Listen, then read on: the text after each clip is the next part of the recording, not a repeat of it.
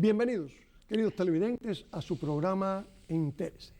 En Entérese hoy vamos al mundo de la historia, pero no de la historia moderna esta y contemporánea, sino de la historia para atrás, desde los principios hasta el presente, basándonos en el proceso religioso, orígenes de las religiones.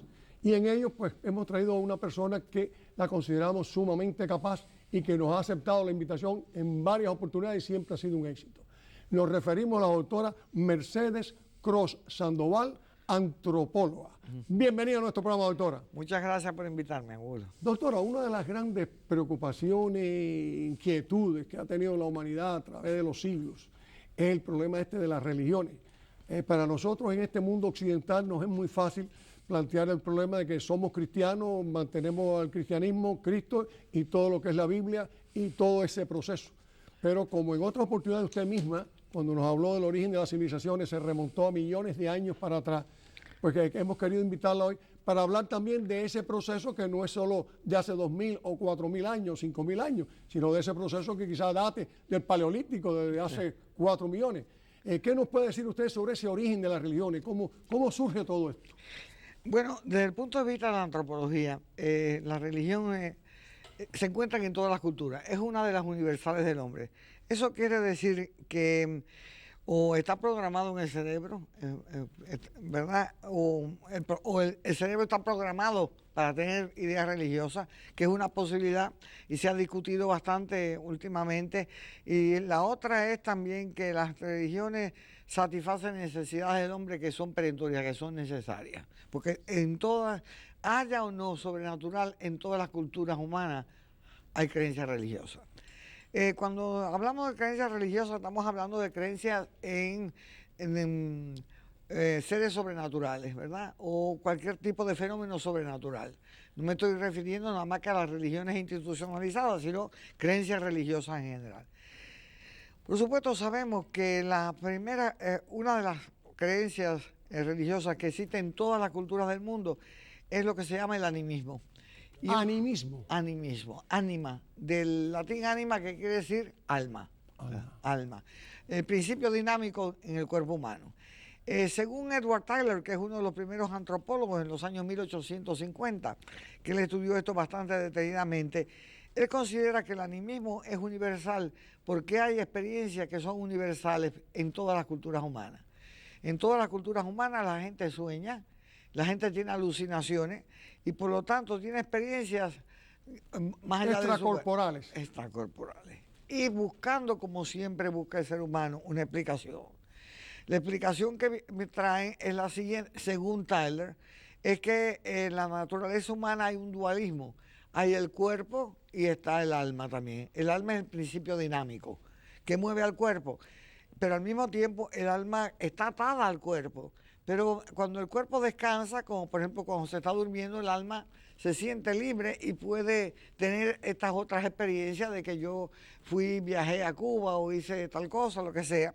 También cuando tiene alucinaciones, tiene ese tipo de experiencia. Y de ahí viene el dualismo de creer que el ser humano está hecho de un alma y del cuerpo, ¿verdad? Y que el alma, cuando el cuerpo va a desaparecer porque muere, entonces el alma está libre para vagar o para ir al cielo, donde sea. Eso es la base de casi todas las creencias religiosas del mundo. Pero entonces, llevando esto a lo que hablábamos antes de comenzar este programa, usted y yo, llevándolo a la etapa paleolítica, a 4 millones de años para atrás, ¿existía ese mismo concepto ya en el hombre paleolítico? No. En el hombre paleolítico sí, pero ya en la etapa final del paleolítico, la época de los neandertales que vivían en Europa, ellos han dejado muchísimas evidencias que demuestran que creían en el alma. De eso no hay duda. Porque enterraban a sus muertos y los enterraban con ceremonialismo. Les daban comida, les daban ofrendas, flores, le ponían ceniza para mantenerlos calientes, los pintaban de rosado para que lucieran más o menos vivos, ¿verdad? Ellos han demostrado que creían en la otra vida. Los enterraban en la posición fetal como a un acto mágico, de la misma forma que viniste a este mundo, te vas para el otro mundo. Le daban ofrendas para que la usaran en el otro mundo y de ahí viene la creencia en el otro mundo, eso está claro. Y esos neandertales dejaron esas tumbas hace más de 40, 80 mil años en Europa. Los antropólogos... No había nada definido. Era únicamente y exclusivamente el culto a los muertos. A los muertos. Pero sin darle a eso una estructura ni una forma religiosa en el sentido de darle divinidad. Convertir ese muerto en una divinidad a la cual hay que adorar o venerar o creer. ¿Ese concepto se ha recogido en la historia o es nada más que el formato de cómo se producía la muerte? Bueno, yo creo que si tú le entregas al muerto pedazos de marfil, cosas valiosas, es porque tú crees que te puede ayudar. Y eso era algo de lo que hacían ellos. Eso es lo que hacían ellos. También ellos, más tarde en el Paleolítico, en Europa, los seres humanos, los cromañones, que son los primeros modernos, ¿no? Cuando llegan a Europa empiezan a pintar en las cuevas. Y estas pinturas no solamente son creaciones artísticas, sino tenían un fundamento mágico, porque esas pinturas se usaban para tirarles arpones y tirarles flechas, etcétera. En otra forma, el cazador decía, de la misma forma que te cazo aquí, te voy a cazar mañana. Eso está basado en una creencia mágica. Se pintaban los dedos de las manos, que aparentemente tenían también fundamentos sobrenaturales. Sí, dejan bastante evidencia de creencias mágico-religiosas. La creencia mágica es fundamental en todas las religiones y las encuentras en todas las religiones del mundo. Por ejemplo, el milagro es una creencia mágica, llevándolo al presente. Vamos a seguir atrás, pero me da la sensación que eso es lo que usted está dando a entender, que cualquier cosa que les sucediera raro, el famoso curandero, le daba, cualquier cambio que hubiera en la persona, ya era un problema de milagroso, por lo tanto era mágico. Bueno, magia... ¿O estoy equivocado? No, fíjate, la magia se define, no estás equivocado, pero no estás claro. La magia se define como cualquier manera de usar una técnica para controlar lo sobrenatural. O sea, si se dice que Cristo hizo magia, es porque él algo hizo que se reprodujeron los peces, el vino, etcétera, etcétera. Es una forma, una técnica para controlar lo sobrenatural, mientras que el pensamiento religioso, aunque aspira a que lo sobrenatural lo ayude, no considera que lo puede controlar. El pensamiento mágico es prácticamente el pensamiento precientífico. El mago cree que puede controlar lo sobrenatural. Por lo tanto, siempre está buscando relaciones de causa y efecto. Si yo digo abracadabra, se va a abrir la puerta. Si no se abre la puerta porque no lo dije bien, tengo que buscar, ¿entiendes? Siempre está buscando control. Esa es la parte mágica. Mágica. Ahora, cuando tú te fijas, en el Paleolítico se creía, por ejemplo, también hay evidencia de que tenía un culto a la fertilidad, y eso estaba ligado a hacer esculturas de mujeres, ¿verdad? Sumamente bien dotadas en los órganos sexuales, que estaban o en estado o dando a luz. Y parece que en el Paleolítico se consideraba que el macho, la mujer representaba a la madre tierra, y el macho lo representaba un toro que a través de la lluvia fertilizaba a la hembra, que es la tierra. De una manera o de otra, cuando empieza el periodo neolítico, que es alrededor de 8.000 años atrás, o 10.000 años atrás, en el Medio Oriente, en esta área del Medio Oriente, hay ciertos patrones de conducta religiosa que son compartidos en distintas partes del mundo. Hay el culto a la fertilidad y siempre está ligado a la hembra. La hembra es vista por el hombre primitivo como un poco neurótica, tiene muchos poderes que yo no tengo, yo no doy a luz, pero ella tiene unos poderes que son incontrolables y medio neuróticos. Es muy interesante, ¿sabes? Y la fertilidad siempre la atan con el periodo de las, ¿cómo se llama?, de las estaciones del año. En las estaciones del año, pues empieza la vida en la primavera, después llega la madurez en el verano, en el otoño todavía mayor madurez, muere en el invierno y reencarna otra vez en la primavera. Siempre está atado el culto a la fertilidad y la reencarnación. Ahí está tocando un tema usted interesante, o sea, ellos si bien no tenían muy bien estructurado el proceso religioso, sí tenían muy bien estructurado el proceso de reencarnación. Sí. Porque ya varias cosas que usted ha dicho me ha lucido que está hablando de reencarnación. Entonces ellos sabían que a eso se le llamaría a ellos reencarnación, o sea, pero en definitiva era reencarnación. Reencarnaban. Sí, cuando llegaba el invierno ya venía la muerte, entonces Sí. venía después la primavera, volvía otra vez. Porque eso es lo Ahí que va. yo veía en la tierra, lo que le pasaba a la madre Y tierra. esa reencarnación la asociaban con el ser humano, con los animales, ¿con qué la asociaban? Bueno, la asociaban con el ciclo de la tierra. Más que nada con ¿cómo se llama? La agricultura. Pero que estaba atado ahí, ¿no? Apegado a la cuestión del culto de la tierra, que ya está asociado con una hembra. Pero además, junto con el culto a la reencarnación o la creencia en la reencarnación, ¿verdad? En el Neolítico aparece siempre la creencia en el culto a los antepasados. O sea, se les rendía culto a los antepasados de las familias de esta sociedad agrícola, porque la sociedad neolítica es la aldea, ¿verdad? La familia, los patriarcas o matriarcas de las familias importantes se les rendía culto.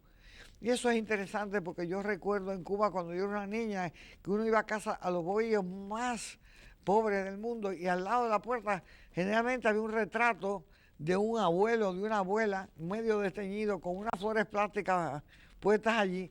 Y yo ese es el Muy culto. cierto eso, porque usted es que de Baracoa, yo cogí de Wine, desde Baracoa hasta Wine, vi eso en todas las casas. Bueno, yo pensaba para mis adentros, esto es el culto de los antepasados. ¿Qué hace este hombre aquí o esta mujer aquí? Proteger esta casa, que no vengan las enfermedades, que todo el mundo se porte bien, que los campos den su fruto. Es un protector, es el culto de los antepasados. Así, y no era solamente recordar a ese abuelo. Usted como antropóloga le da una definición. Usted lo ve todo desde el punto de vista antropológico. A mí no se me ocurrió nunca pensar en que mi abuelo por estar ahí me iba a cuidar, sino que era un recuerdo de recordar a mi abuelo. Pero bueno, es interesante que sí que otras personas pensaban así, protección, que eso viene de atrás. ¿Y por qué lo van a poner en la puerta? Sí, también. Pegar a la puerta para que no entre nada malo, para que nada más que entre lo bueno. Yo lo veo como una protección. Yo lo veo como una protección. Pero bueno, anyway, eso está atado. Luego empiezan a surgir, estoy haciendo como una especie de esquema de la evolución de la idea de la religión, cómo se va estructurando. Sí. El concepto de sobrenatural del alma, que ya habíamos explicado de Tyler, el ser humano no solamente se lo aplica a la persona y por lo tanto a la creencia en la otra vida y el culto a los antepasados, por supuesto. Y muy importante, el culto también a evitar que los espíritus malignos se te apeguen, porque cuando tú crees en la otra vida, pues crees que hay espíritus buenos que te protegen, pero tú también tienes que tomar medidas para que los espíritus malignos... O sea, ya en ese momento se considera la existencia de fuerzas del mal y fuerzas del bien. Seguro que sí. Dentro de esa etapa que hay tan poca cultura, tan poco todo, o sea, todo es más bien instintivo, ¿no? Una etapa donde el instinto es el que prevalece. Yo no creo que es el instinto, es la existencia. Si tú tienes hijos y de 8 hijos que tú tienes, se te dan 5 o 6, porque 4 se mueren, pues tú sabes que parte de la vida es dolor, ¿verdad? Date cuenta que el ser humano quizás empieza a desarrollar sus ideas sobre lo sobrenatural, porque es el único animal que sabe que se va a morir. Y eso lo sabe cuando tiene 8 o 10 años. Y vive con la idea de que es mortal toda su vida. Y que por lo tanto, esto es una escuelita, sí, tengo que estar derechita, estoy bromeando. Tiene que mantenerse, él tiene que mantenerse, o sea, el sabiendo que va a morir, sí. Cosa que el animal no lo sabe. Entonces, por lo tanto, esto le trae a uno el único animal que le tiene que buscar sentido a la vida. Exacto. ¿Qué hago yo aquí? ¿Por qué estoy aquí? ¿Cómo brinca todo eso que está muy bien en el Paleolítico, el Neolítico, ya al proceso de los egipcios, con su religión, como el proceso del budismo, del islamismo, todo, ¿cómo llegamos hasta ahí? Porque ya ahí, los egipcios eran hace 4.000 años antes de Cristo y 5 y 6.000 años se le calcula a las pirámides. Ya ahí había ya una religión más formal, sí. Con sacerdotes, con todo, organizada. ¿En qué creían esa gente? Bueno, en general en las civilizaciones, que es la city life, la vida civil, tú tienes una jerarquía porque aparece por primera vez el Estado. gobierno por el Estado. En el pueblo neolítico, en la aldea neolítica, lo que mandan son las familias. Por eso hay el culto a los antepasados. Pero cuando tú tienes una sociedad mucho más sofisticada, donde hay clases sociales, hay gente que nacen con dinero, otros sin dinero, tienes clases profesionales, tienes la clase, ¿verdad?, real, después tienes esclavos, campesinos, ¿verdad? Hay una multiplicidad de dioses, ¿verdad? Y en muchos casos lo que surge casi todo ello es panteones politeístas de varios dioses.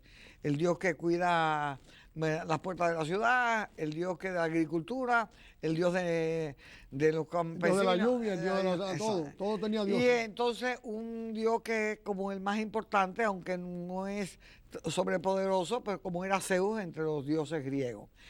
Pero cuando las ciudades evolucionan, empiezan a surgir, en muchos casos, antagonismos entre ellas y empiezan las grandes guerras. Ese periodo se llama el periodo cíclico de conquista. Y ¿qué tiempo hace de eso, el periodo cíclico de conquista? ¿Cuándo? Alrededor de 4000 años. ¿Antes de Cristo o después de Cristo? Antes de Cristo. Uh-huh. Y empieza una ciudad a combatir a la otra y empiezan a salir los dioses patronos de las ciudades, ¿verdad? Y muchas veces se liga a la idea de los dioses del sol, al sol con los dioses de la guerra, que son rápidos, que son presentes. ¿Por qué? Porque la guerra llega a ser una experiencia prácticamente... ¿Un arma de conquista? Exactamente. Al mismo tiempo, en esa época, más o menos 4000 años atrás, en Persia, ¿verdad?, surge un profeta Zoroastro o Zaratustra que trae un concepto religioso diferente, en el sentido de que él creía que había un Dios del bien y un Dios del mal. La dualidad esa que se encuentra en el cristianismo y en el judaísmo, no necesariamente, por ejemplo, en las religiones africanas, ¿verdad? Entonces, el Dios del bien, pues, como el capitán, la luz, en contra de la oscuridad, lo oscuro, ¿verdad?, la maldad, ¿verdad? Este Dios del bien, ¿cómo se llama? Favorece a los que creen en Él y se portan bien como Él, pues con una vida ulterior mucho más, vaya, placentera. Ese Dios del bien, ¿cómo se llama? En Persia estaba ligado con la idea de la llama, del fuego, de la luz, ¿verdad? Es muy posible que los hebreos, que sí tuvieron contacto con esa gente, de ahí adquirieran las ideas monoteístas, ¿verdad? Aunque en Zoroastro es una idea de un dualismo, hay un Dios y un diablo, que también lo hay en la... Bueno, en todas las demás religiones que uno conoce hay el Dios y el diablo. Exacto. Y el paraíso, que es para el que se muere, pues va para el paraíso. Exacto. Hay que tener en cuenta que en nuestra religión tuvo mucho que ver el hecho de que originalmente es hebrea, y que los hebreos originalmente eran pastores, se dedicaban al pastoreo de animales tales como los chivos, los asnos, ¿verdad? Y en las sociedades pastorales, que además se encuentran en el Viejo Mundo, Eurasia y África, las sociedades pastorales son siempre patriarcales, patrilineales. Cuando se casan van a vivir con el padre, y en ellas el rol de la mujer es mínimo. La mujer, por ejemplo, no puede ser dueña del ganado porque se supone que tiene unos poderes neuróticos que los mata. Las mujeres, bueno, ese tipo de tabú, yo me acuerdo de niña en Cuba que cuando las mujeres daban a luz, pues no podían lavarse la cabeza. Creo que en España por un mes. Cuando tú estabas teniendo el periodo, pues no te podías bañar en el mar porque aparentemente matabas a los tiburones, yo no sé. O no podías hacer mayonesa porque era una cosa, tenías una cosa negativa, ¿verdad? Exacto. Eso tiene mucho que ver. Pero fíjese, este tiempo, vinculado 4000 años atrás. O sea, la mujer en ese aspecto ha sido sojuzgada por 4000 años. No, pero seguro. Definitivamente. Eso. El aspecto religioso en la sojuzgación de las mujeres es poderosísimo. Muy, muy poderoso. ¿Cuándo surge? Bueno, eso es dentro del judaísmo, ¿no? Porque pues, nos vamos a Buda y tenemos un problema por el estilo. Sí. Y nos vamos al... Pero Cristo no es. Cristo tenía unas ideas bastante liberales. Ponte a pensar que Cristo es un individuo que sale a la palestra a defender una adúltera. que tire la primera piedra el que esté libre de pecado. Era una adúltera. Que en esa época tiene que haber sido Una revolución. Una revolución. Toda su palabra, toda su obra, todo. Era un revolucionario. Y una obra en la calle. En la calle. Un revolucionario urbano. Seguido por una cantidad de mujeres increíbles. No olvidemos la María Magdalena, que la han puesto hasta de prostituta cuando aparentemente era una intelectual. Y era una discípula predilecta de él, ¿verdad? Y él aparentemente se confiaba tanto de ella que cuando aparece después de la muerte se le aparece a ella. Es muy interesante. Si tú estás buscando simbolismo y religión, concho, este hombre que es Dios o dice que es Dios, cuando viene la resurrección se le presenta a las mujeres. Después lo que pasó con eso y el cristianismo no queremos discutirlo aquí ahora, pero bueno, quiero decir, él fue muy revolucionario.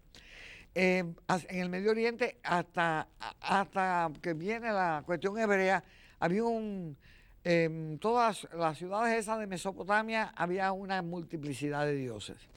Es el judaísmo lo que trae el monoteísmo a esa área, y el monoteísmo desafortunadamente generalmente es muy intolerante, porque los dioses monoteístas generalmente son, ¿cómo se llama?, muy celosos, no permiten competencia. No permiten el gris, o blanco o negro. Exactamente. Así que hasta ahí va la cosa. Luego llega a toda esta área, en Egipto, pues a lo que había era un politeísmo muy interesante. Quizás los dioses más importantes eran Osiris y Isis, pero habían otros dioses que tenían su rol como una... De menor categoría. Exacto. Y cuando vienen los hinduarios y se meten en Grecia, pues trae ¿cómo se llama? Un panteón muy interesante con dioses del trueno, dioses del mar, dioses de todas las fuerzas. ¿Cuál es el hinduismo? No, eso fue la religión, lo que decían pagana, la religión griega. Una religión completamente politeísta. ¿Y los romanos, o sea, los romanos con qué religión invadían? Politeísta. Los romanos son originalmente indoarios. Y los indoarios llegaron a Grecia y le decían dóricos. Y cuando llegan al área de Italia le decían latinos. Ellos también invadieron a la India, entre paréntesis. ¿Tiene alguna definición esa palabra indoario? Es tan interesante porque a mí me interesan enormemente porque son gente que aparece una y otra vez en la historia. Ellos aparentemente son del centro de la Asia, eran criadores de ganado, pero más que nada de caballos. Y fueron los primeros que produjeron estas carretas de caballos donde el hombre va montado. Ajá. Y que era mucho más fuerte que las que tenían los egipcios, ¿no? O sea, ¿inventaron la rueda? No, la rueda se había inventado en Mesopotamia. Ajá. Pero ellos trajeron este tipo de guerrear e invadieron al área de Grecia, y ahí ellos son los generadores de la cultura griega. Más tarde invadieron a Italia, son los latinos que crean la cultura latina. Así que han tenido un impacto muy grande en la cultura europea. También son indoarios los que invaden, ya yo te dije, a la India, ¿verdad? Y este problema volvemos otra vez al budismo, que tiene tanta fuerza en el mundo, que dicen que no es una religión, producto de Buda, Siddhartha Gautama, pero nunca el budismo, nunca Buda planteó la existencia de un Dios, o el Dios lo han convertido a él después de su muerte. Él nunca se planteó que él era un iluminado. Se veía como una persona iluminada que tenía un mensaje que dar, pero él nunca se planteó a sí mismo como el Hijo de Dios. El caso de Cristo es un caso excepcional, porque Cristo es un Dios que se hace historia, caminó en esta tierra. No hay duda de que existió, y no hay duda de que es parte del patrimonio de historia de la humanidad. Pero Buda existió, Siddhartha Gautama existió. Sí, pero nunca se planteó él como hijo de Dios. Él no se planteó. Él planteó siempre el sacrificio, ¿no? Sí. El sacrificio personal. El sacrificio personal y sobre todo el altruismo, la purificación del alma, el desdén por las cosas materiales, ¿verdad? El actuar bien. Lo interesante es que en estas religiones, tanto en el budismo como en el cristianismo, tienen el mismo objetivo, que la gente actúe bien, y la islámica igual, a pesar de que muchos la religión islámica es después del cristianismo, o sea, sí. Ellos Mahoma coge del cristianismo y crea su propia religión, ¿no? Sí. ¿Tendría que ser algo así como el protestantismo cuando se divide la iglesia? Que este es un protestante del cristianismo original, o como podemos llamarlo, eso entraría como dice usted en otro programa, y crea esa religión de él, a la cual le llaman el islamismo, el islam. El protestantismo es una cosa interesante porque siempre en la historia del cristianismo hubieron disidentes. Y hizo falta hacer concilios y a muchos de ellos lo consideraron apóstatas, por ejemplo al grupo ariano, que fueron los que convirtieron al cristianismo a España, lo consideraban herejes. Hoy no habrá tiempo, yo quisiera que un día me hablara de los arianos, aquí se habla mucho de los arianos y se sabe muy poco. Bueno, pero por ejemplo con el caso de Mohammed, Mohammed está interesado y logró una cosa que es un verdadero milagro, la unificación de la gente que hablaba árabe, que estaban organizadas en tribus y nunca en su vida habían fundado ni ciudades ni cosas por el estilo, y crear una especie de identidad nacional alrededor de esta religión. Se convirtió en la religión de los árabes, en realidad. Aunque después no, porque han conquistado la tercera parte del mundo. Vaya, la tercera parte del mundo es musulmana, de eso no hay la menor duda. Las virtudes más grandes para los musulmanes son la caridad, igual que con el cristianismo. Tú tienes que ser, y quizás lo practiquen hasta más que nosotros, pero es una religión que está muy atada a la cultura árabe, y en la cultura árabe pues la mujer francamente no tiene... No es nadie. No es nadie. Está en el Paleolítico. Está en el Paleolítico. Así que como choice necesita modernizarla. Por ejemplo, el judaísmo ha cambiado y ahora es una religión donde la mujer tiene un papel tan importante o más importante que el hombre, vaya. ¿Usted consideraría, porque lo que nos falta es minuto y medio, que de todo esto que usted ha hablado, que habría que hacer 10 programas, pero hemos sintetizado, el cristianismo es lo superior, lo más moderno, lo más correcto, lo más lógico que existe en estos momentos? Bueno, yo soy cristiana, entonces ya eso me pone en una desventaja. Creo que ha sido la espina dorsal del mundo occidental. Creo, no lo sé. El mundo occidental tiene miles de defectos y nosotros ahora mismo estamos destruyendo hasta el ambiente, los occidentales. Pero indudablemente el cristianismo ha tenido mucho que ver con la creencia en los derechos individuales, en la dignidad del hombre y de la mujer. Siempre creo que al verdadero cristiano le crea una tensión, porque tú siempre estás pensando en si estás actuando bien o mal. Exacto. Vaya, el que es cristiano nada más que como un disfraz es otra cosa, ¿no? Sí, no. Pero el cristianismo en sí es lo más puro, lo más normal que existe dentro de sus defectos y virtudes. Bueno, yo creo que Dios se manifiesta en miles de formas. Y una de ellas a través del cristianismo. Es la forma que más me gusta a mí. Bueno, señores, esto es muy difícil. En media hora hemos hecho lo increíble. Sin más, dándole las más expresivas gracias a la doctora Sandoval, que la vamos a volver a traer. Se despide de ustedes. Hasta el próximo domingo. Jesús Angulo.